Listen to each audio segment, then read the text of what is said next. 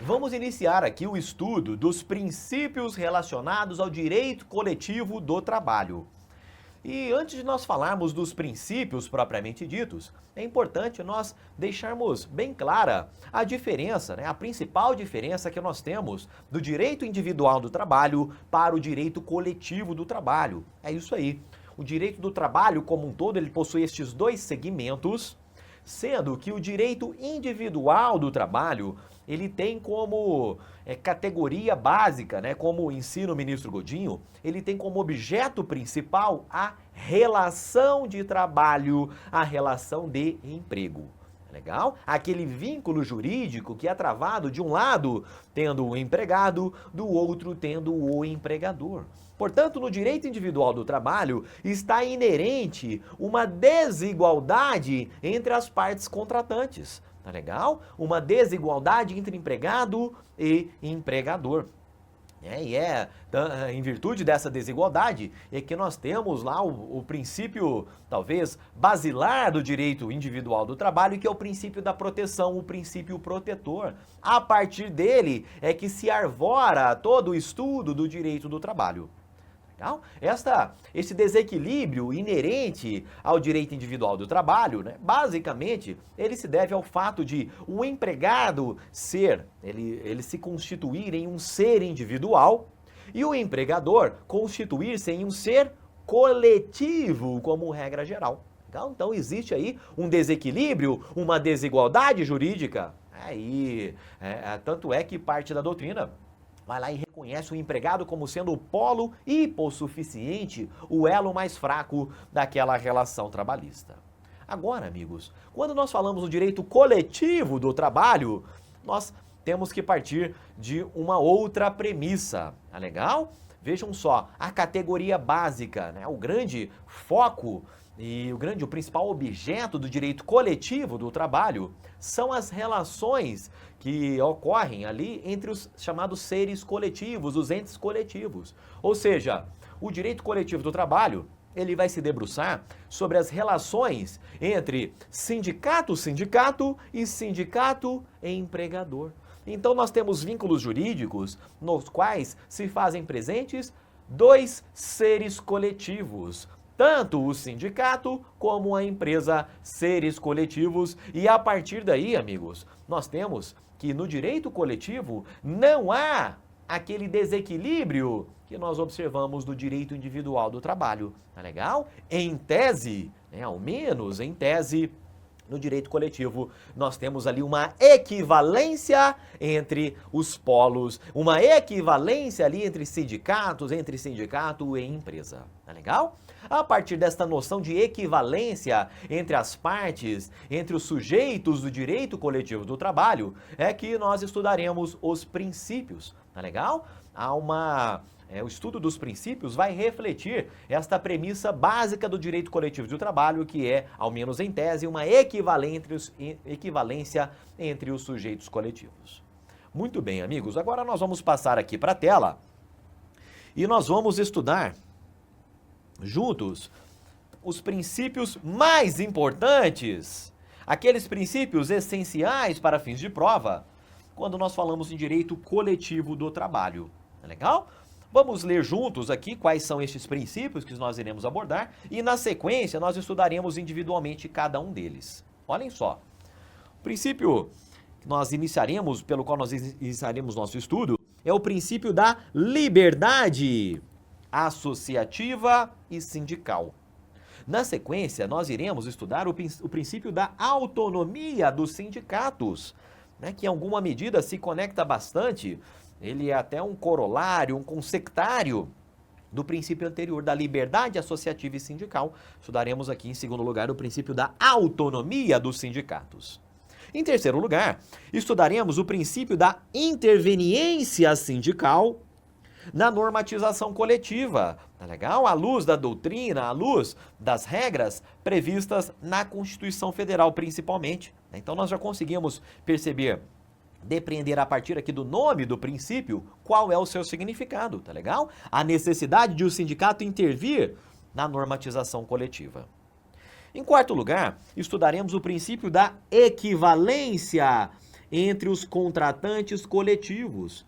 Nós já até comentamos brevemente quando falamos sobre a essência do direito coletivo do trabalho, é que, diferentemente do direito individual, aqui nós presumimos uma equivalência jurídica entre os contratantes coletivos. Na sequência, nós falaremos sobre o princípio da lealdade e transparência nas negociações coletivas. Falaremos também sobre o princípio da criatividade jurídica da negociação coletiva e nós veremos que a negociação coletiva, amigos, ela pode resultar em norma jurídica. Tá legal? Norma jurídica reconhecida pelo próprio texto constitucional. E por fim, ao menos considerando aqui os ensinamentos do ministro Godinho, nós estudaremos o princípio da adequação setorial negociada. Adequação setorial negociada é um princípio que também tem sua importância nesta prova. Na sequência, amigos, nós acabamos incluindo aqui nesta aula alguns princípios que não são acolhidos ali por toda a doutrina, mas que considero eu importante nós estudarmos, que é o princípio da inexcusabilidade negocial. Legal? Inexcusabilidade negocial e o princípio, talvez um dos mais modernos aí no nosso direito positivo, que é o princípio da intervenção mínima na vontade coletiva. Legal? Então nós temos aqui, são 3, 4, 5, 6, 7, 8, 9 princípios a comentarmos neste bloco introdutório. Olhem só, antes de nós passarmos ao estudo individualizado de cada um deles, é importante nós destacarmos que uma parcela da doutrina, a exemplo do ministro Godinho Delgado, ele classifica estes princípios, ao menos estes 7 primeiros princípios, em 3 grandes grupos. Tá legal? Segundo o ministro Godinho, estes 2 primeiros princípios aqui, estes 2 primeiros princípios aqui, da liberdade associativa e sindical e da autonomia sindical, ele pertence ao grupo dos princípios assecuratórios da existência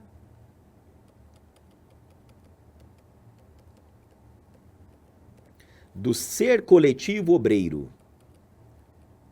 Como assim, Daldi? Amigos, aqui são princípios direcionados a proteger a existência e a atuação, a autonomia dos sindicatos profissionais, os sindicatos dos trabalhadores. Tá legal? Na sequência, nós temos outros 2 princípios. Na verdade, 3 princípios, né? Princípio da interveniência na normatização coletiva, a equivalência entre os contratantes coletivos e o princípio da lealdade e transparência nas negociações coletivas, que são princípios que são regentes das relações regem as relações entre os seres coletivos. Então, regem as relações entre sindicatos e entre sindicatos e empresas. Legal? E na sequência, estes 2 últimos princípios, eles já não vão buscar assegurar a existência do sindicato dos trabalhadores e nem mesmo reger a relação entre os seres coletivos.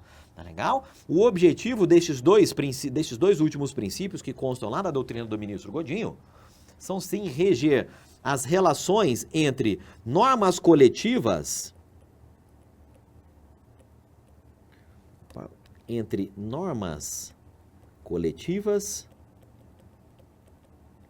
versus normas estatais.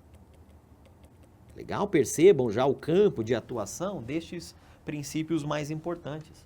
Então, de algum modo, o princípio da criatividade jurídica da negociação coletiva e da adequação setorial negociada, eles vão nos trazer algumas diretrizes, algum norteamento, quando nós estivermos diante da necessidade de conciliarmos normas coletivas, ou seja, acordos e convenções coletivas do trabalho, com normas heterônomas estatais, com leis, basicamente com leis que são produzidas pelo próprio Estado. Tá Legal? Então, o ministro Godinho defende lá a existência desses 3 grandes grupos. Um primeiro grupo assegurando a própria existência, a liberdade, a autonomia e funcionamento dos sindicatos dos trabalhadores. Na sequência, princípios que vão reger as relações entre esses seres coletivos, né, esses sujeitos do direito coletivo do trabalho, tá legal? E na sequência, já que a negociação coletiva ela pode resultar em acordos, em convenções, esses 2 últimos princípios vão nos guiar, vão nos permitir harmonizar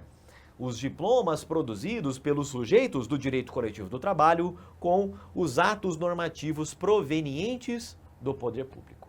Tá legal? Tudo bem até aqui? Agora, amigos, nós vamos avançar e iniciarmos aqui o estudo do princípio da liberdade associativa e sindical. Legal? É um princípio bastante amplo, um princípio basilar, e nós estudaremos, né? Vamos iniciar o seu estudo por meio da leitura aqui desse direito previsto lá no artigo 5º da Constituição Federal. O artigo 5º, inciso 16, vai nos prever ali de modo bastante abrangente o direito de associação. Legal? Já que nós estamos falando aqui em liberdade associativa e também liberdade sindical. Então nos diz lá o Constituinte que todos podem reunir-se pacificamente em locais abertos ao público, independentemente de autorização, desde que não frustrem outra reunião anteriormente convocada para o mesmo local, sendo apenas exigido prévio aviso à autoridade competente. É importante nós lembrarmos desta primeira previsão aqui, quando falamos em princípio em liberdade associativa. É importante nós lembrarmos também de outras regras previstas também no texto constitucional. Olhem só, se nós avançarmos e passarmos lá para o inciso 17, veremos que é plena, olhem só, é plena a liberdade de associação, sempre para fins lícitos, né? Sempre para fins pacíficos, vedada a associação de caráter paramilitar.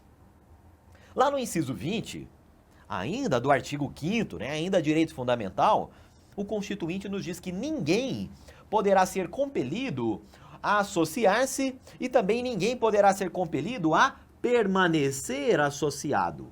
Legal?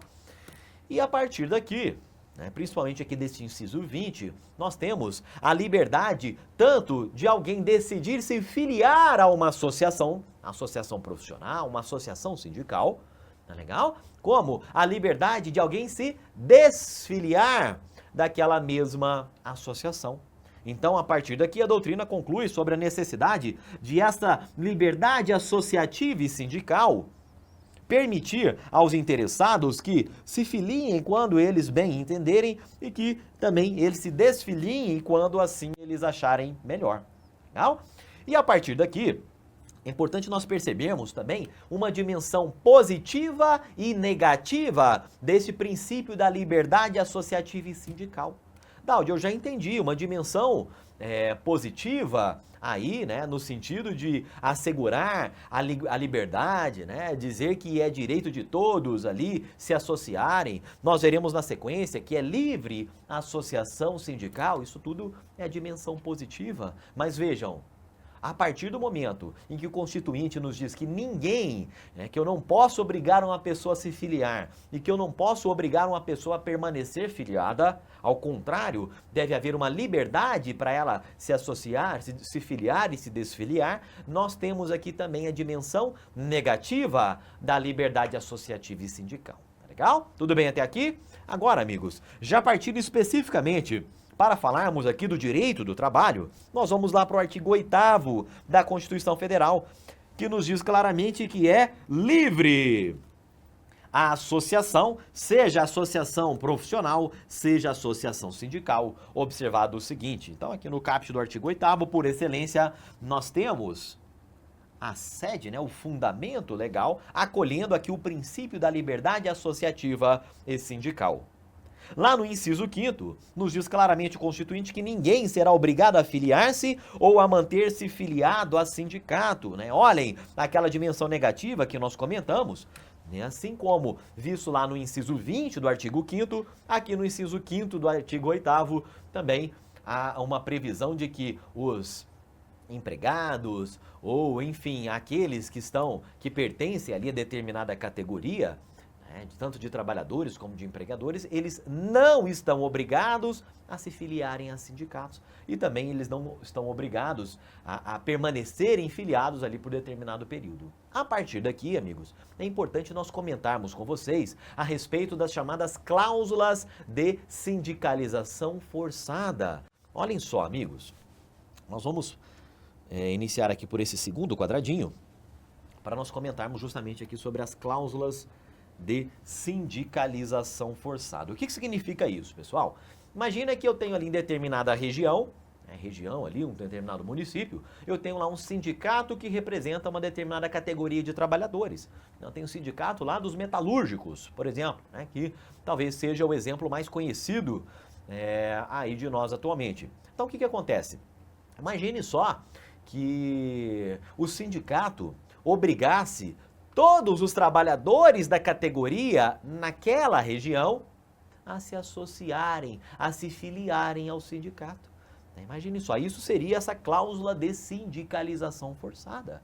Imagine, por exemplo, olhem só, se nós tivéssemos um ajuste,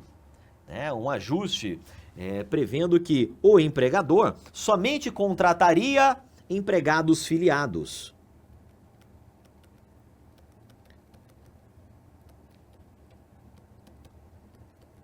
Apenas de empregados filiados ao sindicato. Então, de algum modo, o empregador, as empresas ali daquela região, fazem esse pacto, né, inclusive esse pacto formal, lá com o sindicato, né, prevendo que eles irão contratar apenas trabalhadores filiados ao sindicato. Amigos, isso aqui também é vedado, né? A chamada seria um abuso aqui da atuação sindical, que a doutrina dá o nome de closed shop.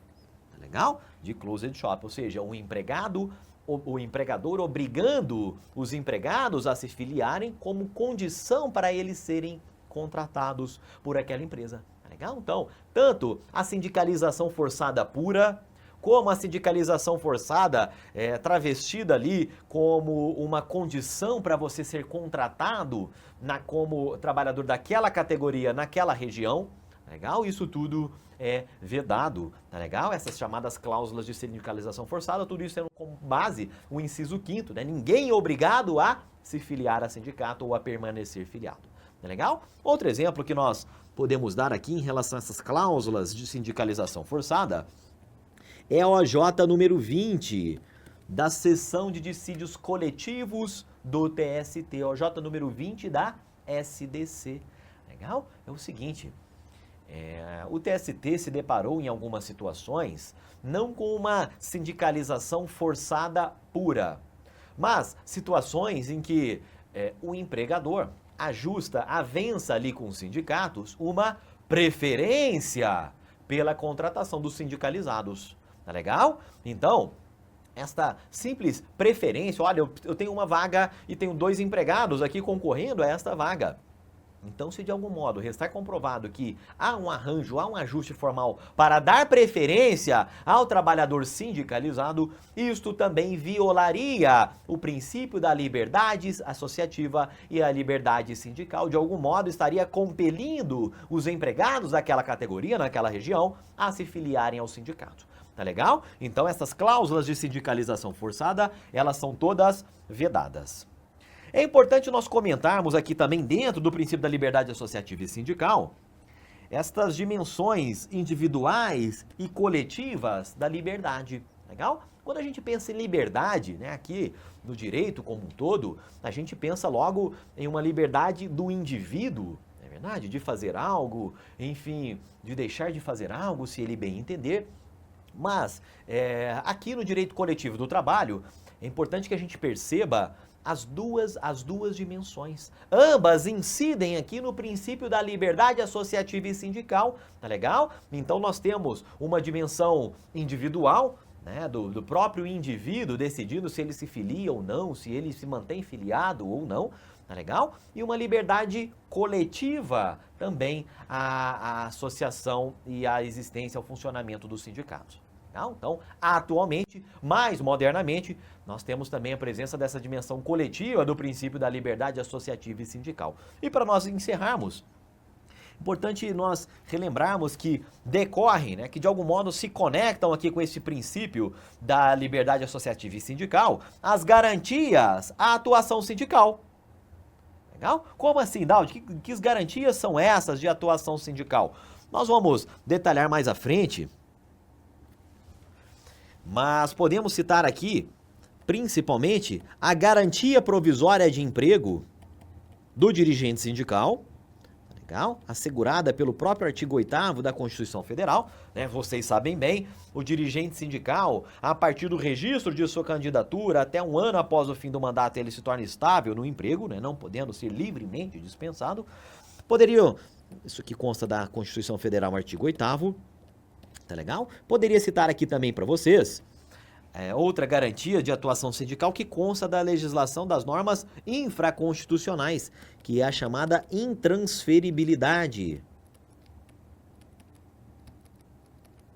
Intransferibilidade do dirigente sindical. Se nós formos lá no artigo 543 da CLT, nós vamos ver também a previsão desta regra, né, que o dirigente sindical, o empregador, não pode transferir aquele empregado, né, de local a fim de desvirtuar, a fim de prejudicar a sua atuação como sindicalista. Tá legal? Então é mais uma proteção conferida ao dirigente sindical, justamente para viabilizar, para resguardar a sua atuação na defesa do interesse daquela categoria. Legal? E além disso, além da garantia de emprego, dessa intransferibilidade, fato é que há algumas convenções da OIT, a OIT vocês conhecem, né? É a Organização Internacional do Trabalho, que há algumas convenções da Organização Internacional do Trabalho que prevêem de modo mais abrangente algumas proteções, algumas garantias à atuação sindical. Nós temos, por exemplo, a Convenção número 98 da OIT e a Convenção também número 135, né? São as duas principais que se relacionam com este tema aqui, liberdade associativa e sindical. É legal? Agora, amigos, vamos mudar um pouquinho de assunto, né? Mas não vamos mudar tanto assim para falarmos do princípio da autonomia sindical. Percebam, a autonomia sindical é um corolário, é um consectário do princípio da liberdade associativa e sindical. A ideia aqui é vedar, é proibir quaisquer interferências ou intervenções que o Estado possa fazer no funcionamento do sindicato. A ideia é preservar a autonomia da atuação daquele sindicato. E nós podemos visualizar este princípio da autonomia sindical principalmente em 3 dimensões. Vejam só, a legislação vai assegurar principalmente a existência do sindicato. Legal? A existência do sindicato, e nós vamos ver que a legislação, principalmente a Constituição Federal, veda esse controle político sobre os sindicatos. Ela veda, inclusive, qualquer avaliação discricionária quanto à autorização, enfim, quanto ao funcionamento, à criação daquele sindicato. Tá legal? Então, a primeira dimensão desse princípio da autonomia sindical é justamente preservar e garantir a própria existência do sindicato. Ao lado dessa dimensão existencial, é necessário preservar a autonomia dos sindicatos quanto à sua estruturação interna. De que modo ele vai se estruturar internamente? Vejam só, aqui há um sério embate doutrinário. Por quê, amigos? A CLT, ela chega a prever quais são os órgãos internos do sindicato. É uma diretoria, quantos membros da diretoria, o conselho fiscal, os delegados sindicais, tá legal? E parte da doutrina defende que a Constituição Federal não recepcionou estas regras seletistas quanto à estruturação interna do sindicato. Tá legal? Então, aqui é uma corrente doutrinária que defende a não recepção dessas regras definidoras da estrutura interna, mas outras correntes, inclusive a jurisprudência, tem prevalecido na jurisprudência o entendimento de que as regras seletistas que definem a estrutura mínima do sindicato, elas são sim constitucionais, elas foram sim recepcionadas pela Constituição Federal. Legal? De todo modo, se nós formos tomar por base os parâmetros doutrinários, veremos também essa dimensão interna quanto à necessidade de se assegurar a autonomia sindical, também na estruturação interna dos sindicatos. E, por fim, vejam só, é necessário assegurar a autonomia dos sindicatos quanto à sua atuação externa. Tá legal? Muitas vezes, fruto ali do exercício, né, das prerrogativas dos sindicatos, na defesa dos interesses e direitos daquela categoria, muitas vezes ele vai contrariar o interesse do próprio Estado, interesses do empregador, tá legal? Então, de algum modo, é necessário observar, né, e preservar a autonomia do sindicato também na sua atuação externa, na sua atuação ali na defesa dos interesses e dos direitos daquela categoria. Tá legal? Olhem só, nesse sentido, vamos ler juntos o que nos diz aqui o artigo 8º, inciso 1º da Constituição Federal. Já lemos aqui, né? É sempre importante nós refrescarmos a memória quanto a esses dispositivos constitucionais. E diz lá o inciso 1º que a lei não poderá exigir autorização do Estado para a fundação do sindicato. Olhem só, essa dimensão aqui da própria existência do sindicato. Legal? Então, para a fundação, para a criação do sindicato, nem a lei pode exigir autorização do Estado. A ideia aqui é preservar o sindicato, preservar a sua autonomia contra eventuais interferências e intervenções estatais. Mas vejam só, não exigir autorização, isso não se confunde com a exigência do registro. Tá legal? Então diz a Constituição que a lei não poderá exigir autorização, ressalvado o registro no órgão competente, vedadas ao poder público, aqui um trecho também de grande importância para nós, vedado ao poder público, vedadas a interferência e a intervenção na organização sindical. Legal? Então é a partir daqui que a doutrina extrai seus fundamentos para estas dimensões da estrutura interna e da autonomia sindical quanto à sua atuação externa. Olhem só, importante nós sempre comentarmos e diferenciarmos aqui com vocês a autorização do registro. Atenção aos vocábulos aqui, tá legal? A autorização é vedada, né? Então aquela lei que exige de algum modo um aval, uma autorização, enfim, qualquer tipo de avaliação discricionária por parte do poder público para a fundação de um sindicato, isto é inconstitucional, tá legal? Por outro lado, é possível exigir, e é possível, de fato, fazer com que os sindicatos, como condição para a sua atuação, como condição para a sua personalidade sindical, vamos dizer assim, eles, de fato, ganhem um registro perante o órgão competente. Até algum tempo, esse registro era concedido pelo Ministério do Trabalho, tá legal? Atualmente, esse registro se dá perante a Secretaria Especial do Trabalho e Previdência lá no Ministério da Economia. Então não vamos confundir aqui registro com autorização. A autorização de fato é vedada, não pode ser exigida. Por outro lado, o registro é sim possível. Tá legal? Nós vamos ver mais à frente, né, a diferença desse registro perante os órgãos competentes da criação da personalidade jurídica, né, da criação do registro dos atos constitutivos perante o cartório de pessoas jurídicas. Tá legal? Então, diferenciarmos sempre a autorização do registro. A autorização é vedada, ao passo que o registro ele é legítimo, é possível sim a sua exigência. Legal?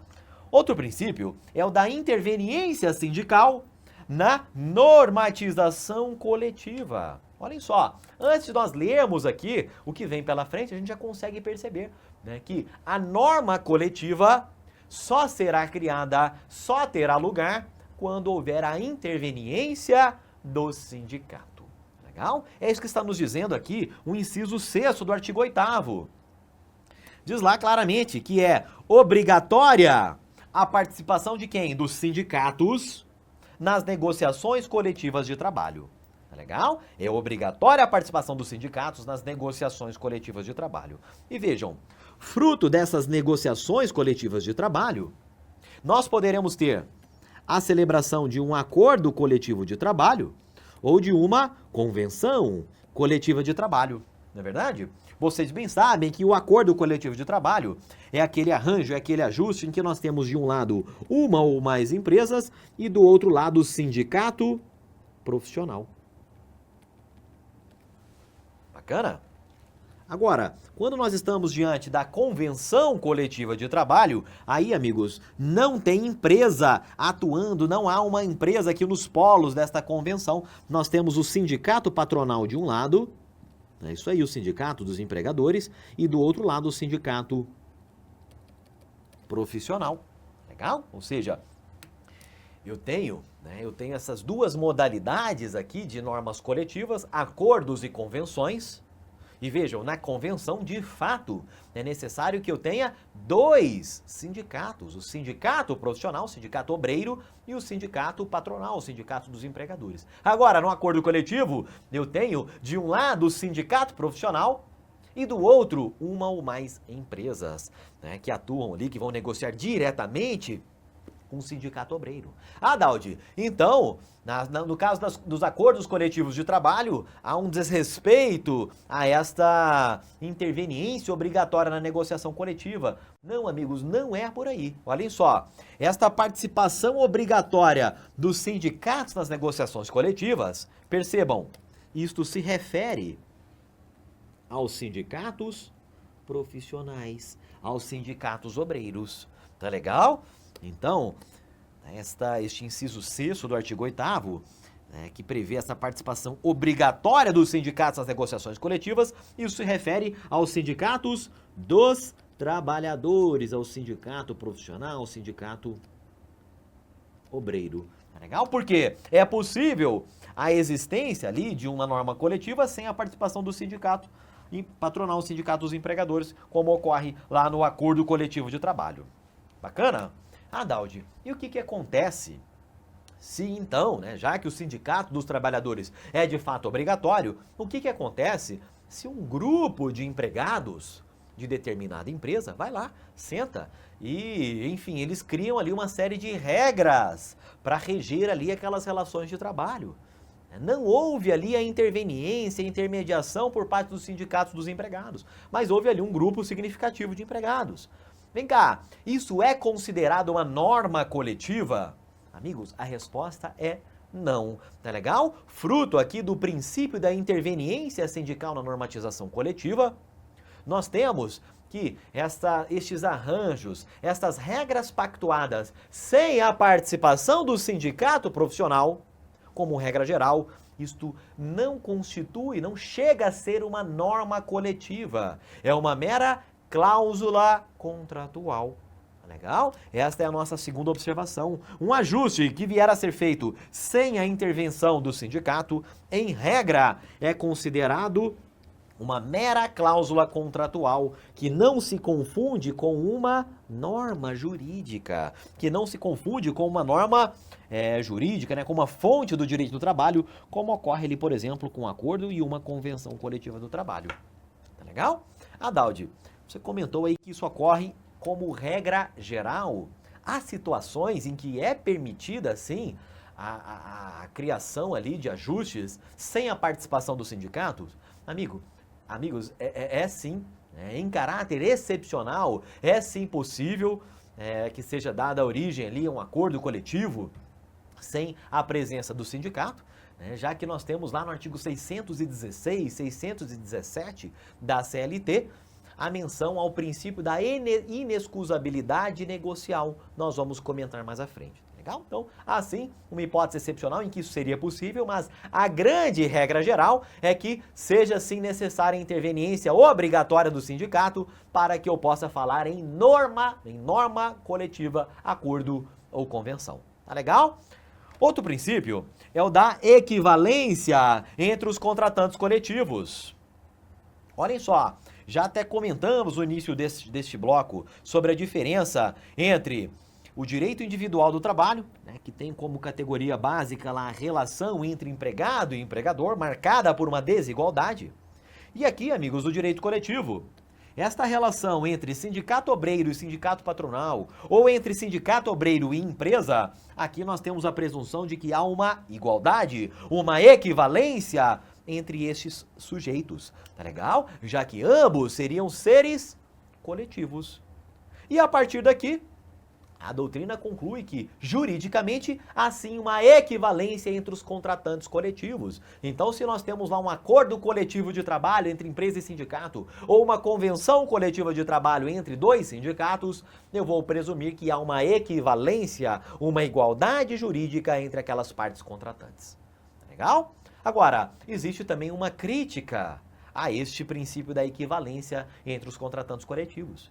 Por exemplo, o próprio ministro Godinho, ele diz que, atualmente, os sindicatos profissionais, os sindicatos obreiros, eles têm sofrido muito com uma severa fragmentação. Então, na prática, os sindicatos obreiros, eles não possuem, né, as mesmas armas, a mesma força, né, a mesma capacidade de pressão que possui o empregador, que possui o sindicato patronal.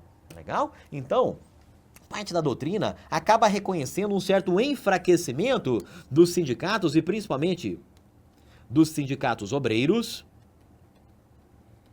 sobretudo em razão da fragmentação, em virtude de alterações legislativas observadas nos últimos anos. Então, há um questionamento que se faz se, de fato, haveria ainda esta equivalência entre esses sujeitos, entre esses seres coletivos, ou seria apenas uma ficção criada pelo nosso ordenamento jurídico. Legal? De toda forma, é importante nós sabermos desta distinção entre o direito coletivo e o direito individual do trabalho. Legal? Em quinto lugar, nós temos aqui o princípio da lealdade e da transparência nas negociações coletivas.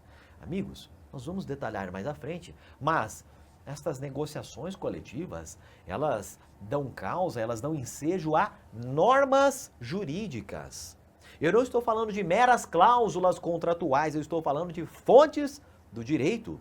Então é necessário, amigos, que, e além disso, né, são fontes que irão reger uma série de situações, irão reger ali realmente o chão da fábrica, são regras que serão aplicadas a uma infinidade, a uma variedade muito grande de relações jurídicas, de relações de emprego. Tá legal? Então, a partir daí, é necessário que sindicatos e empresas, quando estiverem procedendo a uma negociação coletiva, que eles atuem com lealdade perante a outra parte. Tá legal? Lealdade ali um com o outro e ainda transparência. Tá legal? Fosse uma mera cláusula contratual, ela poderia ser pactuada em sigilo, por exemplo, entre empregado e empregador. Agora aqui nós estamos falando em norma coletiva, né, em norma jurídica, fonte do direito, algo que vai reger uma série de relações jurídicas. Então, exige-se que as negociações coletivas sejam pautadas pela lealdade e pela transparência. Legal? O sexto princípio que nós iremos abordar aqui nesta aula é o da criatividade jurídica da negociação coletiva. Amigos, a negociação coletiva cria norma jurídica. Percebam aí o tamanho, né, o quilate do poder que o ordenamento jurídico deu a particulares. É isso aí, particulares irão criar normas jurídicas, tá legal? Normas jurídicas que são dotadas ali de generalidade, impessoalidade, de abstração. Uma das peculiaridades do direito do trabalho como um todo é justamente permitir que normas criadas por particulares façam parte ali do ordenamento jurídico que vai reger as variadas relações de emprego. Tá legal? Então, a negociação coletiva dará aso a um acordo coletivo do trabalho, a uma convenção coletiva do trabalho. E esses diplomas são normas jurídicas. Amigos, são fontes do direito do trabalho. Tá legal?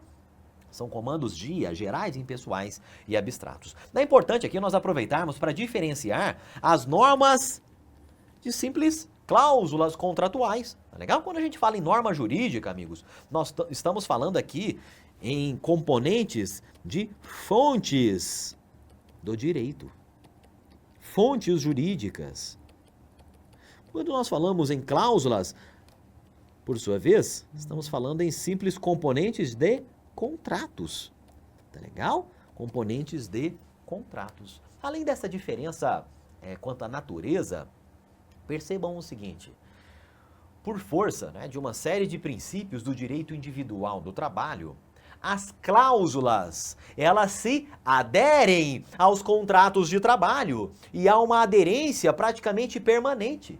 Vejam só, se empregado e empregador, né, se o empregador vai lá e confere uma vantagem ali ao empregado por meio de uma cláusula contratual, posteriormente, ele não poderá revogar aquela cláusula. Tá legal? Então, quando nós falamos em cláusulas contratuais, não se admite a revogação daquela cláusula por uma mera vontade do sujeito instituidor da cláusula.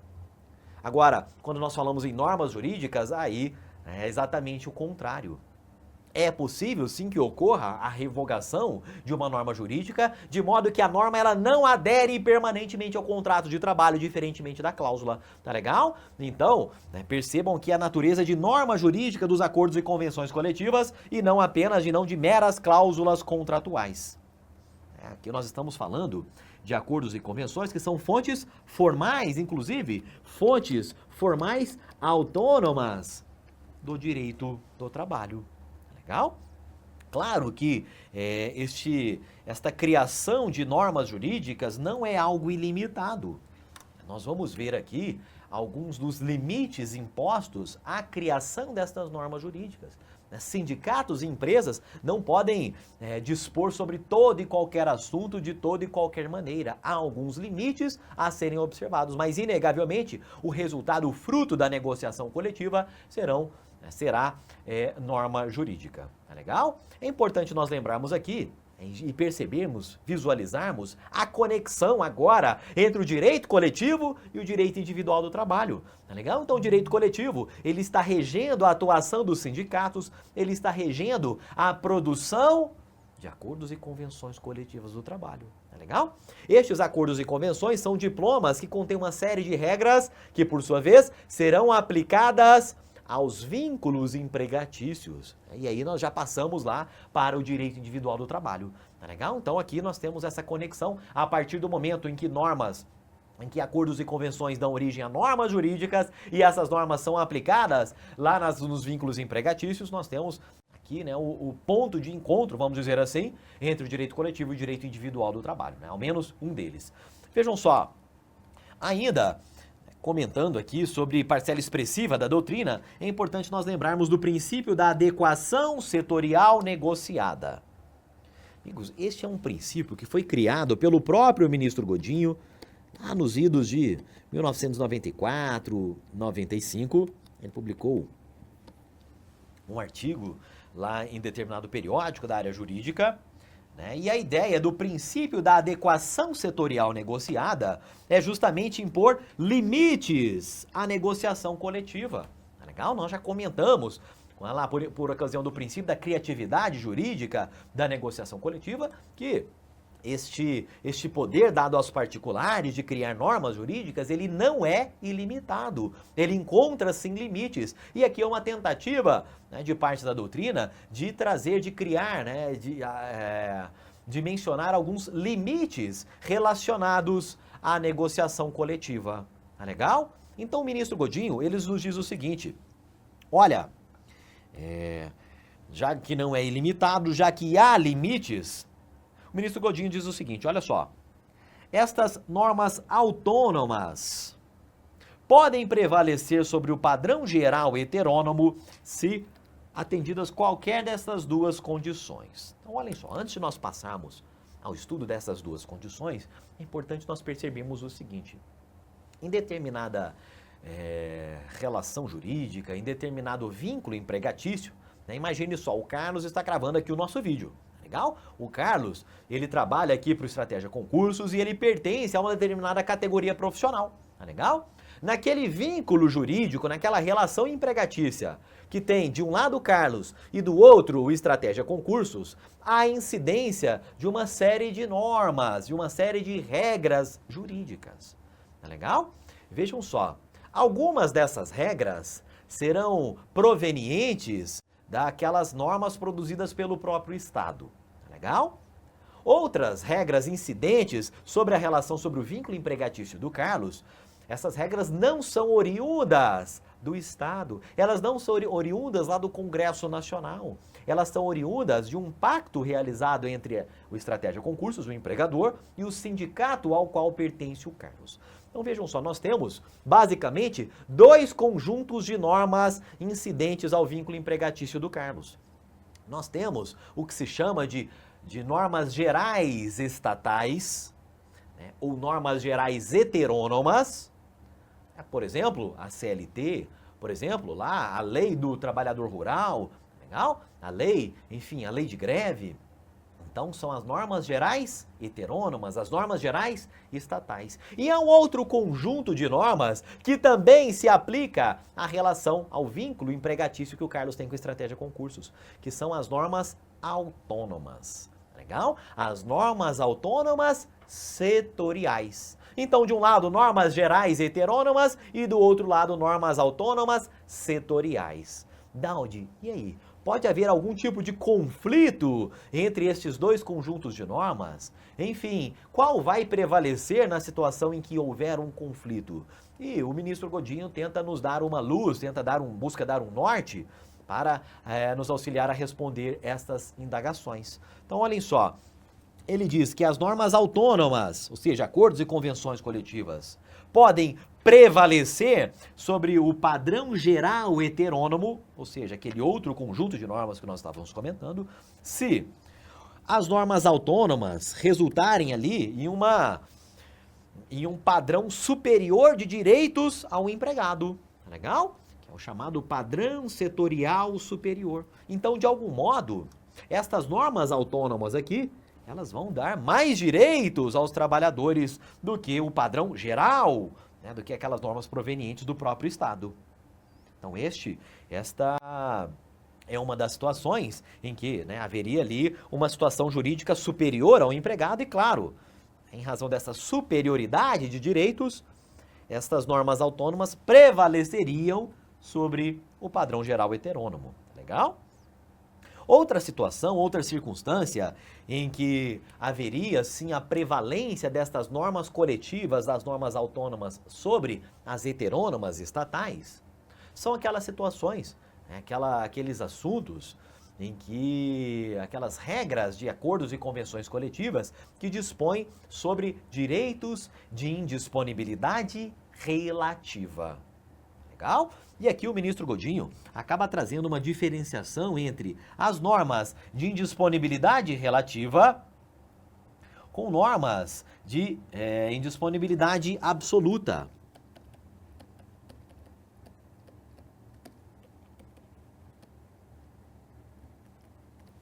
Legal? Então diz o ministro Godinho que, se for norma de indisponibilidade absoluta, não caberia a prevalência das normas autônomas sobre o padrão geral heterônomo, mas, sendo norma de disponibilidade relativa, aí sim haveria esta prevalência, tá legal? Já que a ideia aqui, né, ao menos nesse primeiro item, é resultar no chamado patamar civilizatório mínimo, tá legal? Então esse patamar civilizatório mínimo, ele é dado pelo padrão geral heterônomo, legal? De modo que abaixo daquele patamar eu não posso, não haveria ali essa prevalência, o sindicato não poderia dispor em um nível inferior ao patamar civilizatório mínimo, tá legal? Mas aqueles assuntos em que eles possuem uma indisponibilidade relativa, e aí sim, seria possível também eu dispor a respeito daqueles temas com prevalência sobre o padrão geral heterônomo. Então, olha só, o ministro, inclusive, dá alguns exemplos de normas que seriam de indisponibilidade relativa, como, por exemplo, o tipo da jornada de trabalho. O tipo da jornada de trabalho, né? Ou se haverá ou não o fornecimento de utilidades.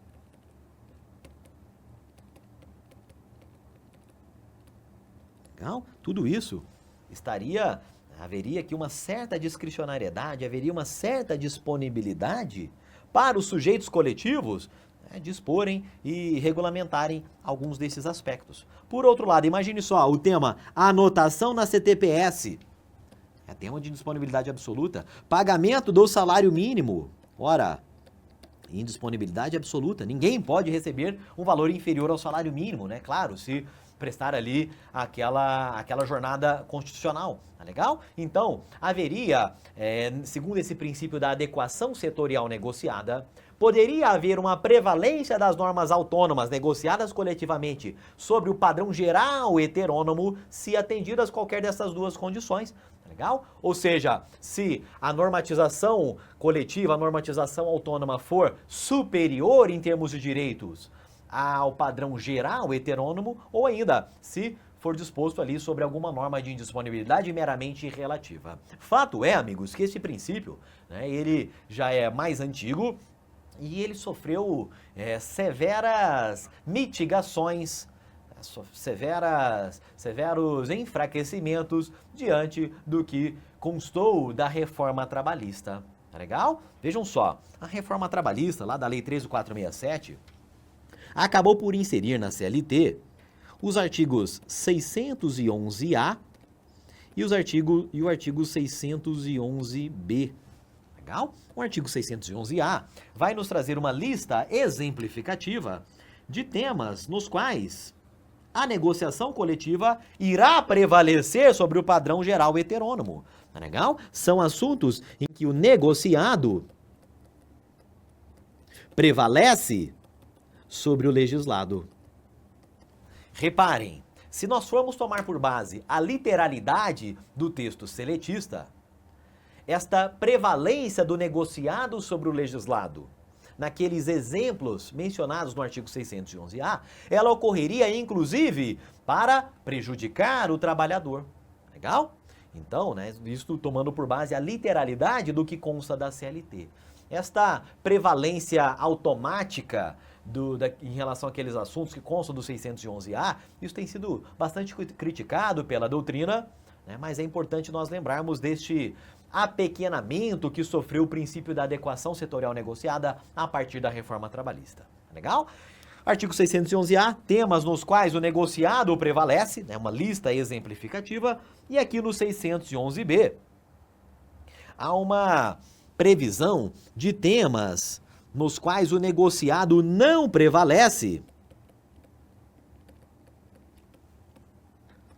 Ou seja, nos quais as normas autônomas não prevalecem sobre o padrão geral heterônomo, se for para reduzir ou suprimir direitos. Legal? Então aqui, de algum modo, se conecta, né? Essa previsão acaba se conectando com o princípio da adequação setorial negociada, dizendo, olha, este aqui é o núcleo duro do direito do trabalho, então as normas coletivas não podem dispor a respeito destes assuntos se a norma coletiva tender a reduzir ou suprimir direitos. Tá legal? Há uma lista, números clausos, uma lista taxativa no 611-B, fazendo constar ali estes assuntos. Tá legal? Vejam só. De modo a sermos mais abrangentes aqui nos princípios do direito coletivo do trabalho, é importante comentar com vocês também o princípio da inexcusabilidade negocial. Nem todo doutrinador, nem todo estudioso do direito do trabalho acolhe e reconhece este princípio, né? Mas é importante nós comentarmos, já que ele aparece sim em prova, ele pode aparecer nesta prova de agora. Tá legal? Olhem só, se nós formos lá no artigo 616 e também no 617... nós veremos o seguinte: os sindicatos representativos de categorias econômicas ou profissionais e as empresas, inclusive as que não tenham representação sindical, olhem só, quando provocados, não podem recusar-se à negociação coletiva. Não podem recusar-se à negociação coletiva. Então a ideia aqui, amigos, é a seguinte: certa vez, inclusive, caiu em prova justamente nesses termos. A negociação coletiva é obrigatória, mas não é obrigatória a formulação de um acordo ou de uma convenção coletiva de trabalho. Legal? Então, a ideia aqui é que o sindicato, ele não se negue a sentar em uma mesa de negociações e, de fato, começar ali, iniciar uma negociação coletiva. Mas, claro, ele pode se recusar a assinar ali uma proposta, ele pode se negar a assinar ali ou a entabular um acordo ou uma convenção. Legal? Então obriga-se a negociar, mas não se obriga a se chegar a um consenso. Legal? Já que há uma obrigatoriedade de se negociar, segundo o artigo 616, 617 da CLT, nós temos aqui o princípio da inexcusabilidade negocial. Parte da doutrina diz que este princípio acabaria violando a autonomia dos sindicatos, né? Então parte da doutrina acaba nem mencionando este princípio, dizendo ao menos que ele não foi recepcionado, né? Esses dispositivos não foram recepcionados pela Constituição Federal. O fato é que o TST tem utilizado sim este princípio em alguns de seus julgados e ele tem aparecido em prova, então é importante que a gente comente aqui com vocês. Bacana? Para nós finalizarmos, nós temos aqui o princípio da intervenção mínima na vontade coletiva. Olhem só, foi inserido lá no artigo 8º o parágrafo 3º, tudo isso por meio da reforma trabalhista de 2017. E o legislador reformista diz o seguinte: no exame de convenção coletiva de trabalho, né, de convenção coletiva ou acordo coletivo de trabalho, a Justiça do Trabalho analisará exclusivamente a conformidade de elementos essenciais do negócio jurídico. Legal? Elementos essenciais do negócio jurídico, respeitado, disposto lá no artigo 104 do Código Civil.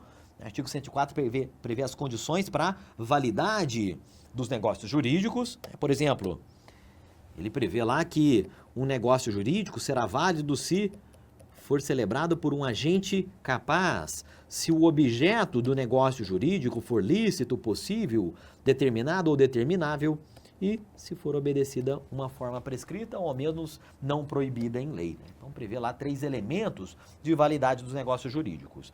Então, a Justiça do Trabalho, em tese, deve se limitar a analisar e examinar exclusivamente esses elementos, tá legal? E a Justiça do Trabalho balizará a sua atuação pelo, e aí vem a parte que nos interessa, pelo princípio da intervenção mínima na autonomia da vontade coletiva. Percebam, esta é uma norma dirigida, endereçada ao julgador.